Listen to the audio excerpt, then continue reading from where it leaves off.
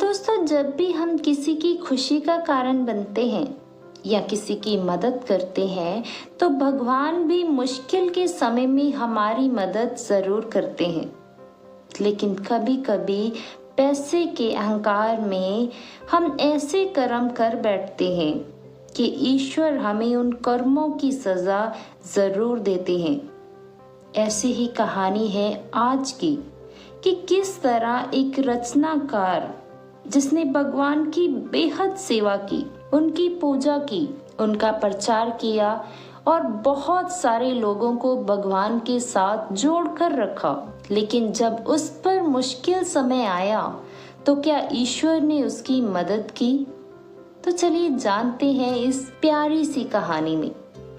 लेकिन कहानी शुरू करने से पहले अगर आपने हमारा चैनल सब्सक्राइब नहीं किया है तो अभी कर ली, क्योंकि हम अपने चैनल पर बेहद प्रेरणा देने वाली कहानियां लाते ही रहते हैं।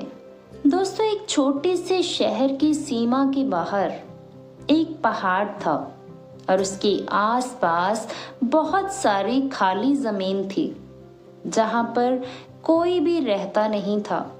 उसी शहर में एक कलाकार रहता था जो कि बेहद रचनात्मक और आध्यात्मिक था। एक दिन टहलते टहलते वो कलाकार उस पहाड़ के पास जा पहुंचा।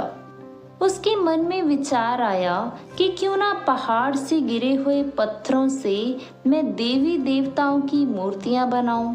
वो उस जगह पर रोज आने लगा और उसने पत्थरों को तराश कर सुंदर मूर्तियां बना डाली। मूर्तियां बेहद खूबसूरत थी और धीरे धीरे ये बात पूरे शहर में फैल गई। पहले कुछ लोग आए और धीरे धीरे बहुत से लोग आने लगे। कुछ लोगों ने पैसे इकट्ठे कर उस कलाकार को दिए और उसने एक मंदिर रूपी भवन भी बनवा लिया और उन मूर्तियों को उस भवन में रखवा दिया। धीरे धीरे आसपास के गांवों और शहरों में भी उस भवन और उसके अंदर रखी मूर्तियों की बात फैल गई। अब वो जगह एक धार्मिक और आध्यात्मिक स्थान बन चुकी थी। अब तो लोग भी वहां दूर दूर से आने लगे। अब रोज ही वहां भीड़ रहने लगी। श्रद्धालु लोगों ने मूर्ति के आगे धन भी चढ़ाना शुरू कर दिया। दिन बीतते गए और वहां धन से तिजोरियां बढ़ती चली गई और उस स्थान की लोकप्रियता को देखते हुए लोग अपने काम भी वहां जमाने लगे। जैसे कि टैक्सी वालों ने गाड़ियां चलानी शुरू कर दी, दुकानदारों ने आसपास खाने पीने और अन्य सामान बेचना शुरू कर दिया। यहाँ तक कि बिल्डरों ने भी प्रॉपर्टी डेवलप करके वहां बेचना शुरू किया। लेकिन कुछ ऐसा हुआ कि कुछ दिनों बाद वो कारीगर जो कि उस भवन का मालिक था अचानक बीमार पड़ गया। डॉक्टरों से पता चला कि उससे कोई भयानक और जानलेवा रोग है। डॉक्टरों ने तो उससे यहाँ तक भी कह दिया कि अब उसके पास बस कुछ ही दिन बचे हैं। जब सब कुछ अच्छा चल रहा था तो उस समय ये भयानक रोग, ये सोचकर वो कलाकार बड़ा ही दुखी हो गया और ये सोचकर अक्सर वो रोता ही रहता था। और अब वह भगवान को ताने भी देने लगा, भगवान को कोसने लगा। कहता था कि मैंने तुम्हारे लिए इतनी सेवा करी, तुम्हारा इतना प्रचार कर रहा हूँ और तुमने बदले में मुझे ये फल दिया। ये तो सरासर अन्याय है भगवान। अचानक एक दिन रात में उसे एक सपना आया। उसने देखा कि भगवान उसके बिल्कुल सामने खड़े हैं और कह रहे हैं कि तुम मुझे किस बात के ताने दे रहे हो।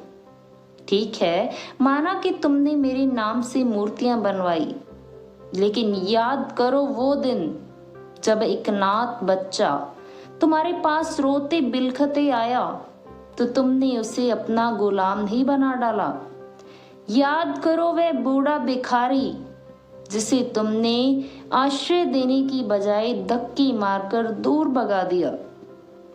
याद करो वो दिन जब बहुत तेज बारिश हो रही थी तब तुमने एक माँ और उसके छोटे बच्चे को मंदिर के अंदर से ये कहकर हटवा दिया कि अब मंदिर बंद करने का समय हो रहा है। और वो दोनों बहुत देर तक बारिश में भीगते रहे। याद करो वो दिन जब कुछ बुजुर्ग इकट्ठे होकर तुम्हारे पास आए थे, गरीब बच्चों के स्कूल खोलने के लिए पैसे मांगने। तब धन तो तुम्हारे पास बहुत था, लेकिन तुमने कहा कि जाओ सरकार से मदद मांगो। क्या तुमने एक विधवा महिला को बंधुआ मजदूर की तरह नहीं रखा हुआ है? पूरा दिन उससे काम लेते हो और बदले में देते हो उसे बस 2 रोटी। इतने सारे बुरे कर्म करने के बाद भी तुम मुझे किस बात का ताना दे रहे हो? कर्मों का फल तो भोगना ही पड़ेगा। तुमने जो कर्म किए हैं उसका दंड भी भोगना पड़ेगा। उसी समय उस कलाकार की नींद खुल गई और उसकी आंखें भी खुल चुकी थी। वो अपने द्वारा किए गए बुरे काम के लिए बेहद शर्मिंदा था। दोस्तों, ये कहानी हमें यही सीख देती है कि हम जैसा करते हैं उसका फल हमें किसी न किसी रूप में जरूर मिलता है। अब ये फल अच्छा होगा या बुरा, ये मनुष्य के अच्छे और बुरे कर्मों पर ही निर्भर करता है। वो कहावत है ना कि जैसा बोओगे वैसा काटोगे। अगर बबूल का पेड़ आया है तो आम तो नहीं खा सकते ना, हमें कांटे ही मिलेंगे। इसीलिए हमेशा परोपकारी काम ही करना चाहिए, हमेशा दूसरों की मदद ही करनी चाहिए। दोस्तों, मैं आशा करती हूँ कि आपको ये कहानी बहुत पसंद आई होगी। अगर पसंद आई हो तो एक लाइक ज़रूर दें और चैनल को फटाफट से सब्सक्राइब भी कर लें, ताकि आपको अपने जीवन में प्रेरणा देने वाली कहानियाँ सुनने को मिलती ही रहें और हमारी नई वीडियोस की नोटिफिकेशन आपको सबसे पहले मिलती रहे। तो मिलते हैं आपसे अगली वीडियो में।